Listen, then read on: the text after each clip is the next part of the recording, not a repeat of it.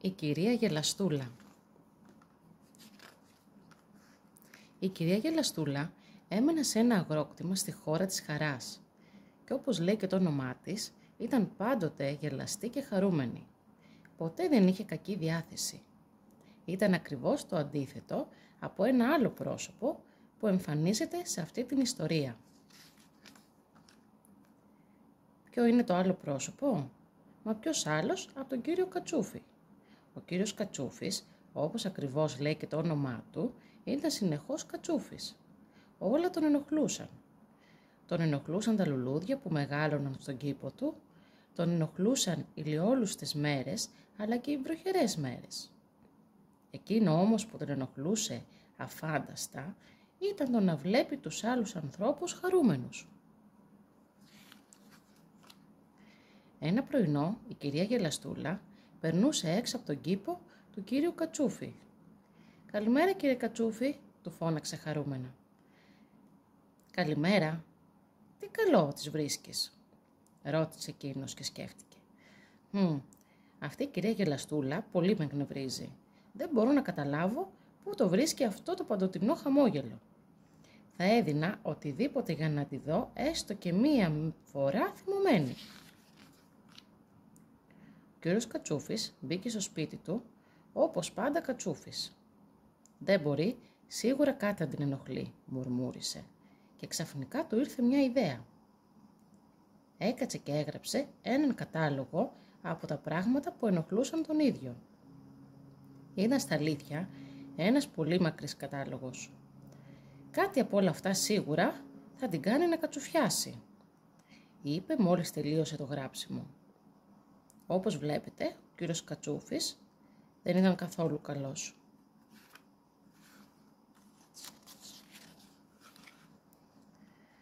Το πρώτο πράγμα που ο κύριος Κατσούφης έγραψε στο κατάλογό του ήταν «Δεν μου αρέσει να περιμένω το λεωφορείο».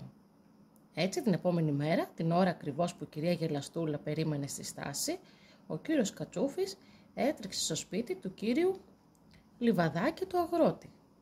Χωρίς να χάσει καθόλου χρόνο, άνοιξε την αυλόπορτα και τα αρνάκια του κύριου Λιβαδάκη βγήκαν όλα στο δρόμο. Εκείνη την ώρα περνούσε το λεωφορείο. Ο οδηγός κόρνερε, μα δεν μπορούσε με τίποτα να διώξει τα αρνάκια από το δρόμο. Έτσι το λεωφορείο έμεινε αποκλεισμένο για ώρες ολόκληρες. Ο κύριος Κατσούφης, αφού έκανε τη σκανταλιά του, έτρεξε γρήγορα μέχρι τη στάση της κυρίας Γελαστούλας. Σε όλο το δρόμο σκεφτόταν. Ανυπομονώ να δω την κυρία Γελαστούλα κατσουφιασμένη. Όμως δεν τη βρήκε καθόλου κατσουφιασμένη. Για την ακρίβεια δεν τη βρήκε καθόλου. Επειδή εκείνη τη μέρα η κυρία Γελαστούλα είχε αποφασίσει να μην περιμένει το λεωφορείο και να πάει στην πόλη με τα πόδια.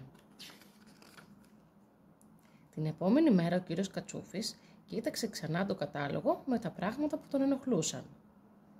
«Δεν μου αρέσει να χάνω στα παιχνίδια», διάβασε. Έτσι προσκάλεσε την κυρία Γελαστούλα στο σπίτι για να παίξουν. Και όπως καταλαβαίνετε, για να κερδίσει εκείνος και για να χάσει αυτή, την έκλεψε.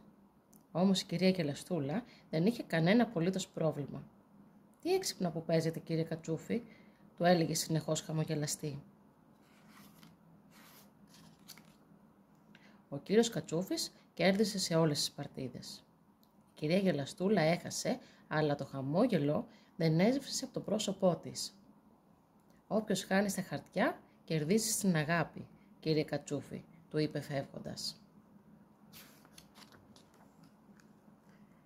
Ο κύριος Κατσούφης έπιασε και πάλι το κατάλογο στα χέρια του.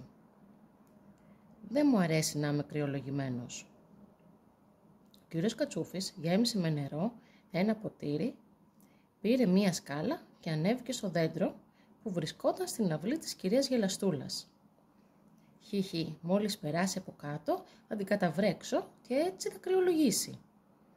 Όμως η κυρία Γελαστούλα μόλις βγήκε στην αυλή, είδε τη σκάλα και σκέφτηκε. «Ποιος ανόητος έβαλε αυτή τη σκάλα στο δέντρο μου?» Και χωρίς να χάσει καθόλου χρόνο, έτρεξε και πήρε τη σκάλα από το δέντρο.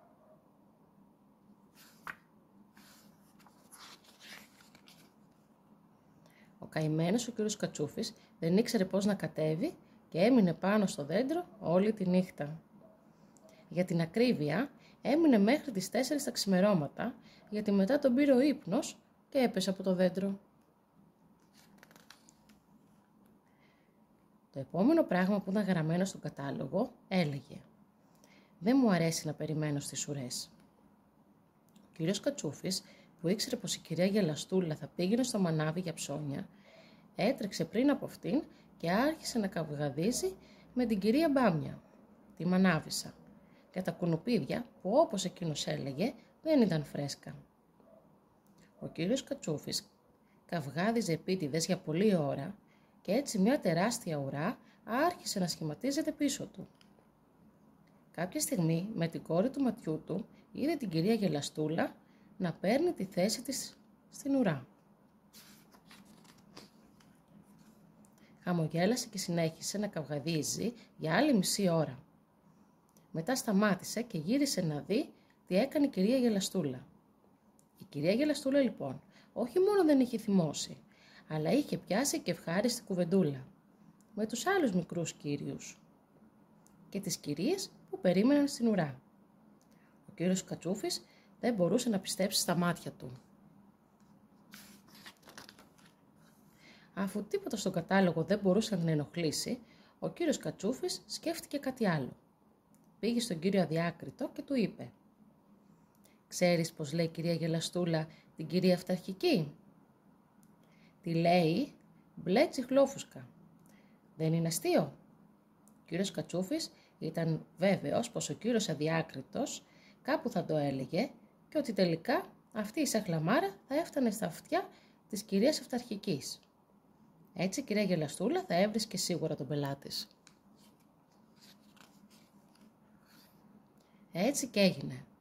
Ο κύριος Αδιάκριτος το είπε στην κυρία Φλίαρη και εκείνη με τη σειρά της το είπε στην κυρία Ξεμιαλισμένη, που το είπε στην κυρία Ανακατοσούρα και εκείνη το είπε στον κύριο Μπερδεμένο, που όπως πάντα μπερδεύτηκε και το είπε ανάποδα στην κυρία Αυταρχική.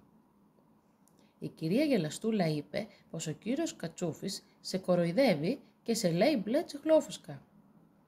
«Ώστε έτσι, είπε η κυρία Αυταρχική και έτρεξε γρήγορα να βρει τον κύριο Κατσούφη. «Με ποιο δικαίωμα με φωνάζεις μπλε τσιχλόφουσκα, βρε μαύρο μπαούλο?» του φώναζε και του πίεσε τη μύτη. Ο κύριος Κατσούφης ήταν πολύ δυστυχισμένος. Όχι μόνο δεν είχε καταφέρει να κάνει την κυρία Γελαστούλα να θυμώσει, αλλά απέκτησε και μία πρισμένη μύτη. Το επόμενο πρωί, η κυρία Γελαστούλα πέρασε από το σπίτι του κύριου Κατσούφη για να δει τι κάνει. Για να του φτιάξει το κέφι, τον προσκάλεσε σε γεύμα. «Εσείς τώρα τι λέτε?» κατάφερε η κυρία Γελαστούλα να κάνει τον κύριο Κατσούφη να χαμογελάσει. Λοιπόν όχι.